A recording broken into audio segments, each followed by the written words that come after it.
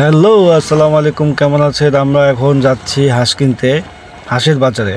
তো কক্সবাজারে হাঁসের দাম এত তা ধারণা করা যায় না। আর কক্সবাজারের মানুষ আসলে ভাষা না বুঝতে পারলে অনেক সমস্যা, এবং তারা সুযোগের সদ্ব্যবহার করে। তো আমরা ইতিমধ্যে একটা অটোওয়ালাকে ভাও করে নিয়েছি, সে অটোওয়ালা আমাদেরকে হেল্প করবে।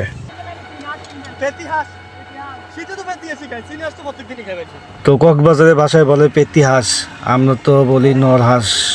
এই হলো ভাষা। তো অনেক রাস্তাও ফুরাচ্ছে না, আর এটুকু সামান্য 1.5 কিলো 2 কিলো রাস্তা ভাড়া নাকি 250 টাকা করে নিচ্ছে। তো যাই হোক, সমস্যা না, টাকা বড় বিষয় না, আজকে হাঁস পার্টি হবে, এটাই হচ্ছে বড় বিষয়। যাই হোক, আমরা আস্তে আস্তে কাছাকাছি চলে আসছি হাঁসের পাড়ায়।